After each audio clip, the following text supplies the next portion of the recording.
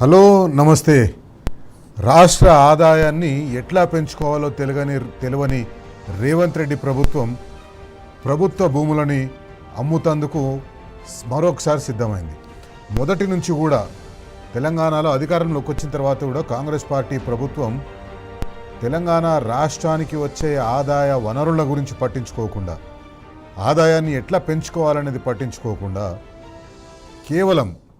కేవలం భూములు అమ్ముకొని మాత్రమే ప్రభుత్వాన్ని నడిపించే ఏర్పాట్లను చేస్తుంది. భూములను నమ్ముకునే కాంగ్రెస్ పార్టీ అధికారంలోకి వచ్చినట్టుంది.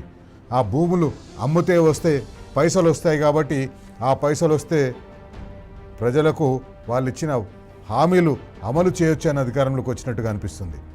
కానీ అధికారంలోకి వచ్చిన తర్వాత చాలా భూములు అమ్మిండ్రు, వేల కోట్ల భూములు అమ్మిండ్రు. కానీ ప్రజలకు మాత్రం వాళ్ళు ఇచ్చిన ఏ ఒక్క హామీ కూడా అమలు చేయలేదు. తాజాగా హైదరాబాద్లో ఉన్న భూములని, ఏ భూములైతే ప్రభుత్వ భూములని హైడ్రా స్వాధీనం చేసుకుందో ఆ స్వాధీనం చేసుకున్న భూములని చూస్తున్నాడు ముఖ్యమంత్రి రేవంత్ రెడ్డి. ఆ భూములను అమ్మి ఆ వచ్చిన పైసలతోటి ఏం చేస్తారో కూడా వాళ్ళకి తెలియదు. ఇప్పటివరకు అమ్మగా వచ్చిన పైసలతోటి ఏం చేసిందో కూడా తెలియదు. ప్రజలకు ఒక్క రూపాయి ఫాయిదా కాలేదు. రైతులకు రైతు బంధు అందలేదు. మహిళలకు వాళ్ళు ఇస్తామన్న 2,500 రూపాయలు అందలేదు. కళ్యాణ లక్ష్మికి వాళ్ళు ఇస్తామన్న తులం బంగారం లేదు. అదే 1,116 రూపాయలు కేసీఆర్ గారు ప్రకటించినవి, కేసీఆర్ గారు అమలు చేసినవి, అది మాత్రమే ఇస్తున్నారు. అది కూడా పిల్లలు పుట్టిన తర్వాత ఇస్తున్నారు. కేసీఆర్ కిట్లు మాయమైపోయినాయి. ఫీజు రీయింబర్స్మెంట్ బకాయిలు చెల్లిస్తలేరు. ఎక్కడికి పోతున్నాయి ఈ పైసలన్నీ? ఎవరి దగ్గరికి పోతున్నాయి? ఎవరి జేబులకు పోతున్నాయి? అప్పుల మీద అప్పులు తీసుకొస్తున్నారు. మళ్ళా ఈ భూములు అమ్మడమే కాకుండా అప్పులు తీసుకొస్తున్నారు. దాదాపు కాంగ్రెస్ పార్టీ అధికారంలోకి వచ్చిన తర్వాత ఇప్పటివరకు 33-34 నెలలైంది. ఈ 33-34 నెలల్లో వాళ్ళు తీసుకొచ్చిన అప్పు దాదాపు 4 లక్షల కోట్లు. ఇది ముఖ్యమంత్రి స్వయంగా అసెంబ్లీలో చెప్పిండు ఎన్ని లక్షల కోట్లు అప్పు తీసుకొచ్చిందనేది. ఆ తీసుకొచ్చిన అప్పు అంతా ఎక్కడ పోయింది? భూములు అమ్మగా వచ్చిన పైసలన్నీ ఎక్కడికి పోయినాయి? ఇప్పుడు కొత్తగా భూములు అమ్మితే వచ్చే పైసలు ఎక్కడ పోతాయి? ఎవరికి ఇస్తాయి? ఇది కాంగ్రెస్ పార్టీ ప్రభుత్వం. తెలంగాణ ప్రజలారా గుర్తుపెట్టుకోండి, టీన్యూస్ ప్రేక్షకులారా గుర్తుపెట్టుకోండి, ఇది కాంగ్రెస్ పార్టీ ప్రభుత్వం. పైసలు వస్తే వాళ్ళ జేబులకు పోతాయి, కానీ ప్రజలకు రూపాయి ఫాయిదా ఉండదు, రూపాయి బెనిఫిట్ ఉండదు ప్రజలకు. కాంగ్రెస్ పార్టీ ఇప్పుడు తాజాగా ఆ మధ్య తీసుకొచ్చిన హిల్ట్ భూములని చెప్పేసి Hyderabad industrial land transfer scheme అని ఒకటి తీసుకొచ్చిండ్రు. హైదరాబాద్లో ఏ ప్రభుత్వ భూమినైతే పరిశ్రమలు పెడతారని పారిశ్రామికవేత్తలకు ప్రభుత్వం కన్సెషనల్ రేట్ తోటి భూమి ఇచ్చిందో, ఇప్పుడు ఆ భూములన్నింటినీ ప్రభుత్వం ఏం చేస్తుంది? ఎవరికైతే ఆ పారిశ్రామికవేత్తలకు ఆ భూములు ఇచ్చిండ్రో ఆ భూములని వాళ్ళు కన్వర్జన్ చేస్తున్నారు మల్టీ యూజ్కి. అంటే ఇంతకుముందు కేవలం పరిశ్రమలు పెట్టడం కోసం మాత్రమే ఆ భూములను వాడుకోవాలి. ఇప్పుడు వాళ్లకు ఎస్ఆర్ఓ రేట్ అంటే రిజిస్ట్రేషన్ రేట్లో 30% మాత్రం చెల్లిస్తే చాలు, వాళ్ళకు ఆ భూములని కన్వర్ట్ చేస్తారు. అదొక పెద్ద స్కామ్, దాదాపు 1,00,000 కోట్ల స్కామ్ అది. పరిశ్రమలు పెడితే ఆ పరిశ్రమల్లో స్థానికులకు ఉద్యోగాలు వస్తాయి, లేదా తెలంగాణ రాష్ట్రంలో ఉండే వాళ్ళకు ఉద్యోగాలు వస్తాయని గత ప్రభుత్వాలు, కాంగ్రెస్ పార్టీ ప్రభుత్వాలు అయిండొచ్చు, టీడీపీ ప్రభుత్వం అయిండొచ్చు, బీఆర్ఎస్ పార్టీ ప్రభుత్వం అయిండొచ్చు, ఈ ప్రభుత్వాలన్నీ కూడా పరిశ్రమల కోసం, పారిశ్రామికవేత్తలకు పరిశ్రమలు పెడతందుకోసం భూమి ఇచ్చినాయి. ఆ భూమి పెడితే తెలంగాణలో నిరుద్యోగులకు ఉద్యోగాలు వస్తాయి. వాళ్ళకు పరిశ్రమ పెడితే ఆ పరిశ్రమలో ఉద్యోగాలు వస్తాయి. తెలంగాణ రాష్ట్ర స్థూల ఉత్పత్తి పెరుగుతుంది. తెలంగాణ రాష్ట్ర ఆర్థిక పరిస్థితి మెరుగవుతుంది. దానికోసం ఆ భూములు ఇస్తే ఇప్పుడు ఆ భూములను ఏం చేస్తున్నారు? ఎవరైతే పారిశ్రామికవేత్తలకు ఆ భూములు ఇచ్చిండ్రో వాళ్ళు మల్టీ యూజ్ చేసుకోవచ్చు, అమ్ముకోవచ్చు. ఇక్కడ స్కామ్ ఏమవుతుందంటే, ఏ పారిశ్రామికవేత్తకైతే ప్రభుత్వం భూమి ఇచ్చిందో ఆ భూమి కన్వర్జన్స్ కోసం అప్లికేషన్ రాగానే ఎవరైతే పారిశ్రామికవేత్త కన్వర్జన్ కోసం అప్లై చేసిండ్రో అప్పుడు ఈ దండుపాల్యం బ్యాచ్ దిగుతుంది. ఈ దండుపాల్యం బ్యాచ్ వచ్చి ఏం చేస్తుంది? ఆ పారిశ్రామికవేత్తతోటి ఒప్పందం కుదర్చుకుంటుంది. కన్వర్జన్ కోసం ప్రభుత్వం అనుమతి ఇచ్చింది మీకు, మీరు కన్వర్షన్ ఫైల్ మూవ్ కావాలంటే, ఈ కన్వర్షన్ కావాలంటే మీరు కొంత వాటా మాకు ఇచ్చేసేయాలి ఆ భూమిలోకి అని చెప్పేసి. అదే 30% ఎస్ఆర్ఓ రేట్కే ఈ దండుపాలెం మూట దండుకునే ప్రయత్నం చేస్తుంది. ఇట్లా హైదరాబాద్లో ఉండే దాదాపు 1,00,000 కోట్ల రూపాయల విలువైన భూములను, పారిశ్రామికవేత్తల భూములను, పరిశ్రమల భూములను దండుకునే ప్రయత్నం చేస్తుంది. ఇది తెలంగాణ రాష్ట్రంలో పేద బడుగు బలైన వర్గాల ప్రజలకు ఇచ్చిన వాగ్దానాలను కానీ, లేకపోతే బీఆర్ఎస్ పార్టీ ఉన్నప్పుడు అమలు చేసిన సంక్షేమ పథకాలను కానీ అమలు చేస్తుంది కాదు. వాళ్ళ బొక్కసాలు నింపుకుంటందుకు, వాళ్ళ జేబులు నింపుకుంటందుకు, మూటలు కట్టించి ఢిల్లీకి పంపిస్తేందుకు. ఇప్పుడు హైడ్రాకు సంబంధించిన భూములు, హైడ్రా ఏ భూములనైతే ప్రభుత్వ భూములని చెప్పేసి 50 గజాలు, 100 గజాలు, 60 గజాల్లో ప్రభుత్వ భూములని తెలిసి ఆ నిరుపేదలు ఎవరైతే అక్కడ గుడిసెలు ఏర్పాటు చేసుకున్నారో, ఇళ్ళు ఏర్పాటు చేసుకున్నారో, ఒకప్పుడు ముఖ్యమంత్రి అన్నాడు ప్రతిపక్షంలో ఉన్నప్పుడు, ఆ భూములు ఎవరికైతే 50 గజాలు 60 గజాల్లో కట్టుకున్నారో వాళ్ళకు ఇచ్చేస్తే అయిపోతుంది కదా, వాళ్ళని డెమాలిష్ చేయడం ఎందుకు అని అన్న ముఖ్యమంత్రి ఇప్పుడు అదే పని ఆ భూములలో ఉన్న వాళ్లను నిర్వాసితుల్ని చేసి ఆ భూములన్నీ స్వాధీనం చేసుకొని తెలంగాణ రాష్ట్రానికి ఏమన్నా ఆస్తిని నిర్మించినరా, ఆస్తిని ఏర్పాటు చేసినంటే కాదు. హైడ్రా ఒక licensed real estate broker, government sponsored real estate broker లాగా పనిచేసింది. గవర్నమెంట్ కంటే తెలంగాణ రాష్ట్రానికి కాదు, గవర్నమెంట్లో ఉన్న కాంగ్రెస్ పార్టీ నాయకులకు, గవర్నమెంట్లో ఉన్న ముఖ్యమంత్రి రేవంత్ రెడ్డికి ఆ హైడ్రా స్వాధీనం చేసుకున్న భూములు ఇప్పుడు ముఖ్యమంత్రి రేవంత్ రెడ్డి చూస్తున్నాడు. ముఖ్యమంత్రి రేవంత్ రెడ్డి ఆ భూములని అమ్మే ప్లాన్ వేసిండు.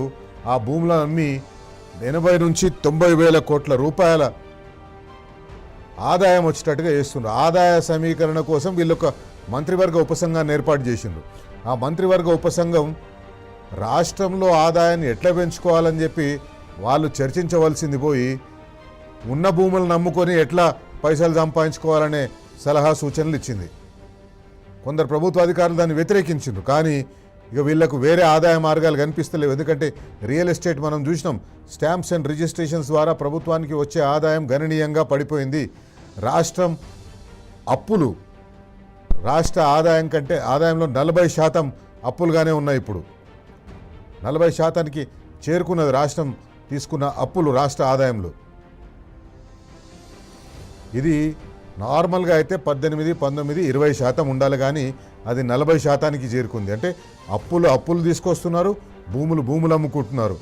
రేపు తెలంగాణ రాష్ట్రానికి వీళ్ళు మిగిల్చేది ఈ భూములన్నీ అమ్మి అప్పులు మాత్రం మిగులుస్తారు. HMDA and TG Telangana industrial infrastructure corporation, ఈ 2 సంస్థలకు కూడా నెలకు 2-3 వేల కోట్ల రూపాయలైనా మీరు భూములను అమ్మడం ద్వారా మాకు ఆదాయం తీసుకొచ్చి ఇవ్వాలని వాళ్ళకు టార్గెట్లు పెట్టింది. ఈ భూములను అమ్మడం కోసం ఒక ప్రత్యేక విభాగాన్ని ఏర్పాటు చేసింది. కొందరు అధికారులకు ఇదే పనిని అప్పగించింది. మీరు భూములను ఐడెంటిఫై చేయాలి, ఆ భూములని కొనేటోళ్ళను కూడా మీరే తీసుకురావాలి. అమ్మి పెట్టడం ఒకటే కాదు, కొనేటోళ్ళను కూడా మీరే తీసుకురావాలని ప్రభుత్వం వాళ్లకు టార్గెట్లను విధించింది. హైడ్రా స్వాధీనం చేసుకున్న గాజుల రామారంలోని 317 ఎకరాల భూమి ఫైనాన్స్ కార్పొరేషన్కు చెందిన భూమి. ఆ భూమిని హైదరాబాద్, మేడ్చల్, రంగారెడ్డి జిల్లాలో కలిపి మొత్తం 840 ఎకరాలు హెచ్ఎండిఏ జిహెచ్ఎంసీలకు చెందిన 923 ఎకరాలు, మొత్తం దాదాపుగా 1763 ఎకరాలని అమ్ముకోవడానికి కోసం ఏర్పాటు చేస్తుంది. ఇవన్నీ ఆర్థిక వనరుల సమకూర్చుకోవడం కోసం. ముఖ్యమంత్రి రేవంత్ రెడ్డి అంటే ఢిల్లీకి పోతాడు. మళ్ళీ అక్కడ మళ్ళీ రేపు ఈరోజు రాత్రికి కూడా మళ్ళీ ఢిల్లీకి పోతున్నాడు ఆయన. 75సారి ఢిల్లీకి పోతున్నాడు. కానీ ఇప్పటి వరకు ఢిల్లీ నుంచి ₹1 తీసుకురాలేదు. ఈయన పోయి అక్కడ అడుగుతలేడు. ఎందుకంటే అడిగితే బడేబాయి కోపం వస్తుందేమో అని అడుగుతలేడు. ఒకవేళ బడేబాయి ఇస్తే ఇక్కడ కాంగ్రెస్ పార్టీకి ఉపయోగపడుతుంది, నీకేమో ఉపయోగపడుతుంది రేవంత్ రెడ్డి అని ముఖ్యమంత్రి రేవంత్ రెడ్డి గారికి చెప్పినట్టుంది. అందుకే ఈయన పోయినప్పుడు పైసలు అడుగుతలేడు. మెట్రో రైల్ మనకందరికీ తెలిసిందే, ఐఆర్ఎఫ్సి పక్కకు పడేసింది. ఐఆర్ఎఫ్సి మీకు లోన్ ఇయ్యనని చెప్పేసింది. మెట్రో రైలుకు సంబంధించి తెలిసిపోయింది, అక్కడ కూడా ఒక కుట్ర ఉంది. దానికి సంబంధించి దాదాపు 230 ఎకరాల భూములు 230 ఎకరాల భూమి ఉంది. అన్ని మెట్రో స్టేషన్లకు ఆనుకొని ఉన్న భూములు, చాలా విలువైన భూములు అవి. ఎప్పుడైతే ప్రభుత్వం ఆ మెట్రో రైల్ని స్వాధీనం చేసుకుంటుందో, మెట్రో రైల్ని స్వాధీనం చేసుకున్న తర్వాత ఆ భూములను ప్రభుత్వం అమ్ముకుంటుంది అని కేంద్ర ప్రభుత్వానికి అనిపించిందేమో.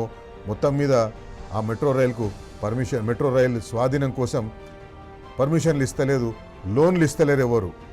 మన తెలంగాణ రాష్ట్ర ప్రభుత్వాన్ని చూసి ఎవరు లోన్లు ఇస్తలేరు. దానికి కేంద్ర ప్రభుత్వం చెప్తేనే ఇవ్వాలి, కానీ కేంద్ర ప్రభుత్వం చెప్తలేదు. ఎందుకు చెప్తలేదు అంటే తెలంగాణ రాష్ట్ర ప్రభుత్వ ఆర్థిక పరిస్థితి మీద ముఖ్యమంత్రి రేవంత్ రెడ్డి అనేక సందర్భాల్లో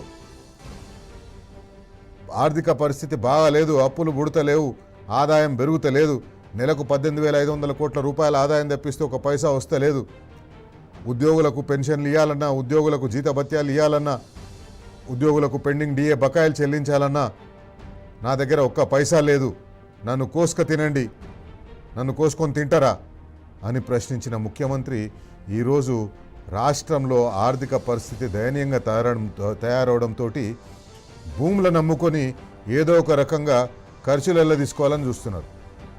ఎందుకంటే రాబోయే 6 నెలల్లో 3 ప్రధాన రాష్ట్రాలకు ఎన్నికలున్నాయి.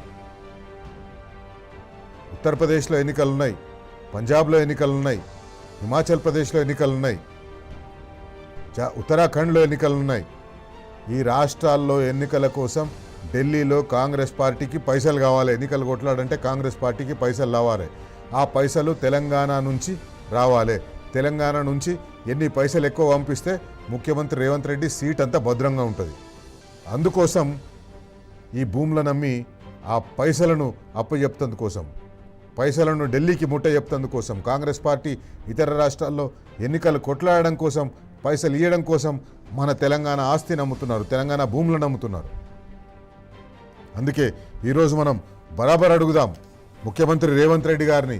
కాంగ్రెస్ పార్టీ నాయకులు ఎవరైతే భూములు అమ్ముకొని తెలంగాణ రాష్ట్రంలో తెలంగాణ రాష్ట్ర సంపద అయిన ప్రభుత్వ భూములని అమ్ముతున్నారో వాళ్ళని మనం బరాబర్ అడగాలి.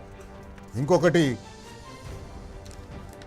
ఈరోజు తెలంగాణ రాష్ట్ర ప్రజల తరఫున, టీ న్యూస్ తరఫున బరాబర్ అడుగుదాం. ముఖ్యమంత్రి రేవంత్ రెడ్డి గారు, ప్రజాపాలన అంటే ప్రభుత్వ భూములు అమ్ముకోవడమేనా? బరాబర్ అడుగుదాం ముఖ్యమంత్రి రేవంత్ రెడ్డి గారిని, కాంగ్రెస్ పార్టీ నాయకుల్ని. ఎక్కడైతే మన ఆస్తులని అమ్మి అప్పులు తీసుకొచ్చి ప్రభుత్వానికి ఢిల్లీకి మూటలు కడుతున్నారు, లేకపోతే ప్రభుత్వంలో ఉండేవాళ్ళు వాళ్ళ సొంత ఆస్తులుగా మార్చుకునే ప్రయత్నం చేస్తున్నారు. అందుకే బరాబర్ అడుగుదాం ముఖ్యమంత్రి రేవంత్ రెడ్డి గారు, తెలంగాణ రాబడి పడిపోవడానికి మీ అసమర్థ పాలనే కారణం కాదా? సంపద పెంచే ఒక్క పనైనా మీరు చేసిండ్రా? ఆదాయ సమీకరణకు ప్రత్యామ్నాయం భూములను అమ్మడమేనా? బరాబర్ అడుగుదాం.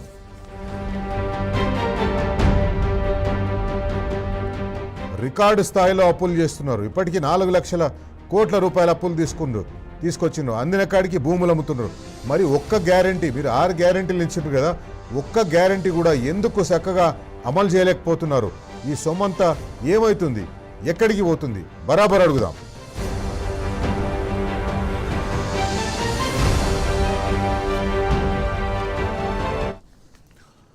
రైట్, ఈరోజు మన కార్యక్రమంలో మనము ప్రభుత్వాన్ని నిలదీసి అడుగుదాం, నిగ్గదీసి అడుగుదాం. అప్పులు తీసుకొస్తున్నారు, భూములు అమ్ముకుంటున్నారు, ఎక్కడికి పోతున్నాయి ఈ పైసలన్నీ? ఎందుకు రైతులకు రైతు బంధు కూడా ఇవ్వలేకపోతున్నారు? ఎందుకు రైతులకు యూరియా కూడా ఇవ్వలేకపోతున్నారు? ఎందుకు హైదరాబాద్కు మంచినీటిని తీసుకొచ్చే ప్రాజెక్ట్ని ముందరికి తీసుకుపోలేకపోతున్నారు? బరాబర్ అడుగుదాం. ఒక కాంగ్రెస్ పార్టీ ప్రభుత్వాన్ని బరాబర్ అడుగుదాం, ముఖ్యమంత్రి రేవంత్ రెడ్డిని బరాబర్ అడుగుదాం, కాంగ్రెస్ పార్టీ హైకమాండ్ని బరాబర్ అడుగుదాం. ఎందుకు తెలంగాణ ఆస్తులను నమ్ముతున్నారు? ఎందుకు తెలంగాణ భూములను నమ్ముతున్నారు? ఎందుకు విలువైన తెలంగాణ భూములను మీ ప్రభుత్వం మిస్మేనేజ్మెంట్ వల్ల రాష్ట్ర ఆదాయం పెరగకపోతే భూములమ్మి మీరు రాష్ట్రాన్ని నడిపిస్తారా? భూములమ్మి ప్రభుత్వాన్ని నడిపిస్తారా? ఒక ఇల్లు తెలంగాణలో మనం చూస్తాం, భూమి చాలా విలువైనది. ఎన్ని కష్టాలు వచ్చినా భూములు మాత్రం అమ్మరు. కానీ ఈ రాష్ట్ర ప్రభుత్వం మాత్రం విచ్చలవిడిగా భూములను అమ్మేస్తుంది. ఏ భూమి దొరికితే ఆ భూమిని అమ్మేస్తుంది. పేదల దగ్గర నుంచి స్వాధీనం చేసుకున్న భూములను అమ్మేస్తుంది. దళితులకు వ్యవసాయం చేసుకోవడానికి ఇచ్చిన భూములను స్వాధీనం చేసుకొని ఆ భూములను కూడా అమ్మే ప్రయత్నం చేస్తుంది. అందుకే బరాబర్ అడుగుదాం, ఎవరి సంక్షేమం కోరి మీరు ఈ భూములను అమ్ముతున్నారు? సంక్షేమ పథకాలను అమలు చేయడం చేతకాక భూములను అమ్మి పైసలు తీసుకొస్తున్నారు. అవి సంక్షేమ పథకాల కోసం ఇస్తారా అంటే అది కాదు, మీ జేబులు నింపుకోవడం కోసం, మీ రియల్ ఎస్టేట్ ల్యాండ్ బ్యాంకుని పెంపొందించుకోవడం కోసం, మీ బేనామీలని రంగంలోకి దింపి ఆ వేలాల్లో ఆ భూములను కొనే ప్రయత్నం మీరు చేస్తున్నారు. అందుకే బరాబర్ అడుగుదాం. ఓ నరసింహారెడ్డి గారు బీఆర్ఎస్ పార్టీ సీనియర్ నాయకులు మనతో ఉన్నారు.